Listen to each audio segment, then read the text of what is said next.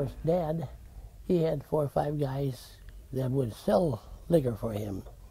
And they'd go to a dance or something like that, wherever was something going on, celebration, and of course they always had whiskey. And the people knew that they had whiskey, then of course they'd come up to him and buy whiskey from him, see. And of course, that caused a little static because the feds would be there and they would get caught, see. It was just too wide open, see. And the only time Dad ever had to pay a fine is one of those guys got caught. Dad himself never ever got caught, never ever paid a fine or anything like that. But he had to do it for the guys that was working for him, see.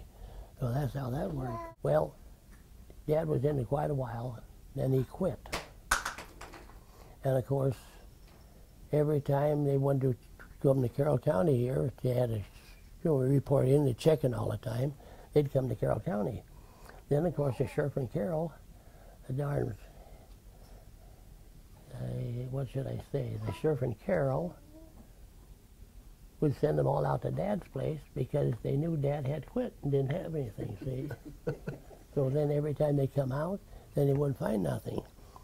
But then one day they come out there and running all over the place, and Dad had a quart of whiskey sitting up in the garage. And, it was a pint, wasn't it? Well, whatever, pint or I suppose, whatever. But then anyhow, he had to get rid of that, see. Every time he head for the garage, then one of them would follow him, see.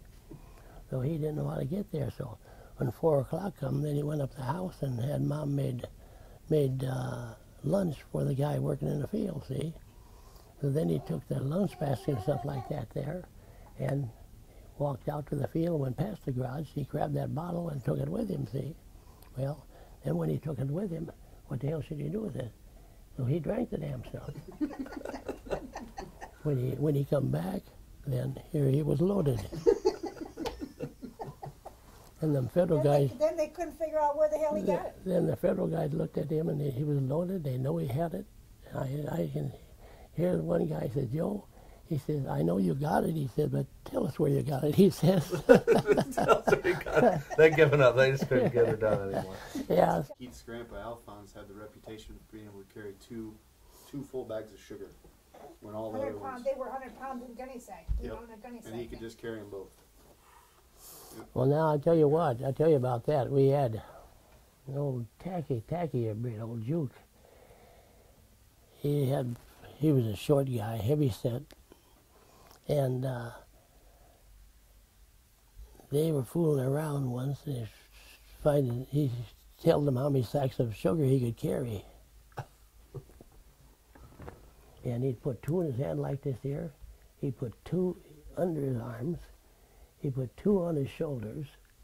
It's either 6 or 7 sacks of sugar, 100-pound sacks that he could carry. Alphonse don't have nothing on him, I guess. What was his name? Juke Tacky? Juke Tacky.